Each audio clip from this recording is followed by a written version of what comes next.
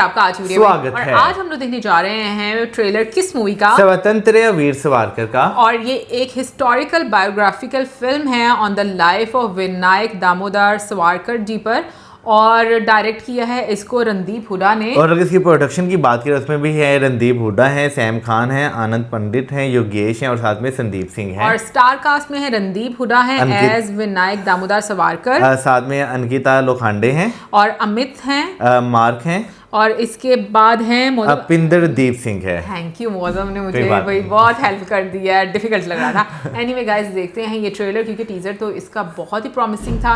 तो देखते हैं अब ट्रेलर, लेकिन उससे पहले इस वीडियो के चैनल का ओरिजिनल लिंक आपको हमारी वीडियो की डिस्क्रिप्शन मिल जाएगा। सब्सक्राइब किया, लाइक किया, शेयर को फॉलो किया इनकी चैनल को। उसके अलग मैं लोग चैनल का लिंक इंस्टाग्राम लिंक भी हमारी वीडियो की डिस्क्रिप्शन मिल जाएगा। सब्सक्राइब किया, लाइक किया, शेयर को फॉलो करें। चलिए देख लेते हैं ये वीडियो। हम सब ने पढ़ा है कि भारत को आजादी अहिंसा से ही मिली है।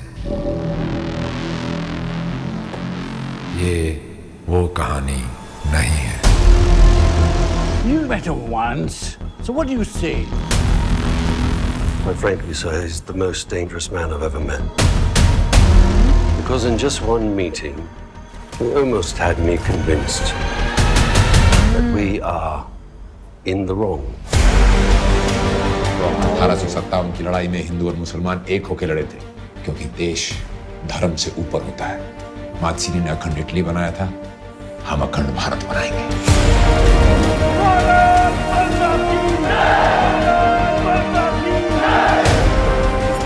सागर के उस पार जाने से अशुभ हो सकता है। अरे ये सागर तो भारत माता के चरण धोता है, पूरी दुनिया घुमा के मुझे फिर से तुम्हारे पास ले आएगा।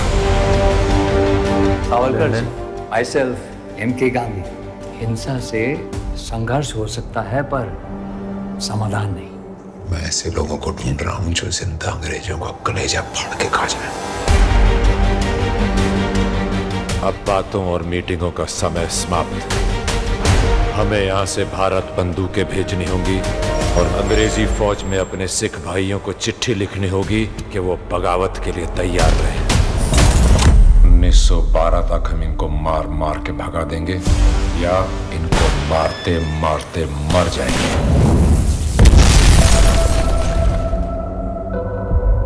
पहली बार किसी को 2 उम्र कैद की सजा दी है। ऊपर वाले ने एक जिंदगी दी थी, जज साहब ने 2 दे दी।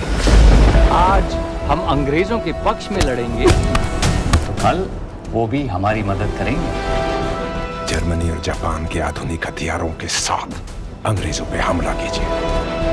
मैं इस महान किताब को अंग्रेजी में ट्रांसलेट करके नई पीढ़ी तक पहुंचाना चाहता हूँ। ला इलाहा इल्लल्लाह मोहम्मद रसूल अल्लाह। दो खाना इसको। ये आजाद हिंदुस्तान में डेमोक्रेसी नहीं बल्कि सल्तनत चाहते हैं। ये वो वाली जेल थी ना? अंग्रेजों के जाने के बाद भारत को सल्तनत बनाने का प्रयास किया गया, तो हम मुगलों का राज दोबारा नहीं आने देंगे। फौज में भर्ती हो जाओ, ट्रेनिंग लो, फिर समय बताएगा कि उस बंदूक की नली किस ओर घुमाने की।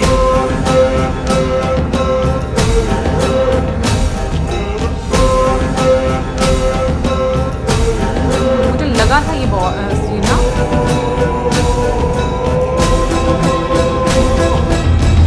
हिंद से प्यार करने वाले हम सब हिंदू हैं। अखंड भारत की, अखंड भारत की।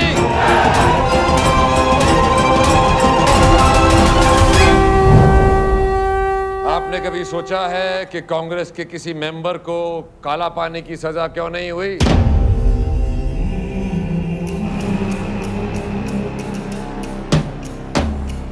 भाई आज के टाइम में ना आप सिनेमा को ना एक बहुत इंपॉर्टेंट सोर्स या मोड ऑफ कम्युनिकेशन कह सकते हैं, जो लोगों को जो है ना, जो हमारे हिस्टोरिकल हीरोज़ रह चुके हुए हैं उनके बारे में बताने के लिए कि भाई उनकी ज़िंदगी में उन्होंने क्या क्या कठिनाइयाँ जो फेस की। अगर मैं सावरकर जी के बारे में बात करूँ तो मैंने लिटरली उनके बारे में नहीं पढ़ा हुआ, लेकिन जो है ना मूवी में जो है जो उनका एक रोल देखा है, तो इंडिया की इंडिपेंडेंस के लिए उनकी भी काफ़ी ज़्यादा स्ट्रगल रही हुई है। लेकिन क्योंकि एंड तक पहुँचते पहुँचते कुछ चीज़ें दिखाई हुई हैं कि उन्हें वो पहचान नहीं मिल पाई जो बाकी जो लीडर्स हैं उन्हें मिली थी। I think it's not about पहचान मौजम, क्योंकि बहुत सारे अनसंग हीरो हैं जिनके बारे में बहुत सारे लोगों को नहीं पता, बहुत सारे लोगों को पता भी है। इस मामले में मैं कहूँगी इंडिया बहुत ज़्यादा फॉर्चुनेट है कि मतलब उन्होंने अपनी जो नई पीढ़ी है उनमें ये चीज़ हमेशा से ट्रांसफ़र की कि जो हीरोज़ हैं, फ्रीडम फाइटर्स हैं, उनके बारे में बताया गया, चाहे वो किसी भी प्लेटफॉर्म से पता चल रहा हो, सिर्फ टेक्स्ट बुक्स जो हैं वो उसका सोर्स नहीं रही। लेकिन पाकिस्तान में आपको ये मुझे बहुत ही अनफॉर्चुनेट लगता है कि हमें किसी भी अपने फ्रीडम फाइटर के बारे में नहीं पता। और जिस तरीके से इस मूवी में बताया गया है, लाइक अभी हमने ट्रेलर में देखा है, सबसे पहले तो मैं रणदीप हुडा कि मतलब उनकी लुक की बात करूँगी, उनकी एक्टिंग की बात करूँगी, मुझे लगता है वो किसी भी तारीफ़ के मोहताज नहीं है। बहुत ही अच्छे से उन्होंने ये रोल जो है वो निभाया है, डिलीवर किए हैं डायलॉग्स, मतलब आप उस चीज़ को फील कर पा रहे हो, उस इंटेंसिटी को, सिचुएशन को फील कर पा रहे हो। बट मुझे इस मूवी का जो प्लॉट है वो बहुत डिफरेंट लगा है, क्योंकि इसमें सिर्फ ये नहीं दिखाया गया कि लोगों के साथ क्या हुआ और कैसे हुआ, लेकिन जो लीडर्स की इन्वॉल्वमेंट थी ना उस टाइम पर, जो काफ़ी ज़्यादा आप कह लो कि प्रोमिनेंट लीडर्स थे, जिनमें आप कह लो कि गांधी जी थे, जवाहरलाल नेहरू जी थे, फिर सुभाष चंद्र बोस जी थे, फिर उसके बाद मिस्टर जिन्ना थे, और फिर अंबेडकर जी हैं, उनका भी दिखाया गया। मुझे एक जगह पर लगा भी कि ना वो बोस जी हैं, लेकिन फिर मुझे लगा शायद मुझे गलत लग रहा है, जब सेलुलर जेल में वो उनसे मिलते हैं ना, तो मुझे वहां पर लगा। लेकिन एक जो स्ट्रगल दिखाई गई और उस टाइम पीरियड में जिस तरीके से मुझे लगता है कि हालात को डिफरेंट लीडर्स ने अपने तरीके से चलाया, मुझे लग रहा है कि वो सब इस मूवी में दिखाया जाएगा। मुझे जो है ना मूवी का प्लॉट इस लिहाज से जो है ना वो अच्छा लगा कि आपने ट्रेलर देखा है ना, तो आपको ये नहीं लग रहा कि भाई एक ही इंसान के गिर्द जो है ना वो पूरी स्टोरी जो है वो घूम रही है। आप जो है ना उस टाइम के जितने भी आप लीडर्स कह लें, बेशक वो अनसंग हीरो से, बेशक आप कह लेंगे ऐसे जो, क्योंकि भगत सिंह जी जो है वो भी एंड पर जो है वो उनका एक छवि जो है वो दिखाई गई, और बहुत सारे पॉलिटिकल लीडर्स भी जो है वो बीच में दिखाए गए। फिर उसके बाद जो काला पानी जेल, जिसे सेलुलर जेल भी कहा जाता है, उसके अंदर के हालात भी जो है वो भी जो है वो दिखाए गए। तो मेरे ख्याल मूवी जो है ना वो इस तरह की प्लॉट जो है ना आपको अच्छी लगती है, जिसमें जो है ना हर तरह से, हर एंगल से जो है ना वो चीज़ें दिखाई गई हों। अच्छा, एक और चीज़ मैं ये बात बोलूँगी कि अगर हम लोग जो फ्रीडम फाइटर्स हैं उनकी मैं अगर बात करूँ, तो मैंने एक चीज़ देखी है कि उस टाइम पर उन्हें फ्रीडम के लिए ना सबको यूनाइटेड करने के लिए हमेशा बात की है, और उन्होंने ये बात की कि हम लोग हिंदू हैं। सो उन्होंने ये चीज़ कन्वे करने की कोशिश की है कि भाई जो यहाँ पर जो इस सरजमीन पर रहते हैं वो चाहे किसी भी धर्म से हैं, लेकिन वो हैं तो हिंदू, क्योंकि वो बशिंदे वहाँ के रहने वाले हैं, हिंदुस्तान के रहने वाले हैं।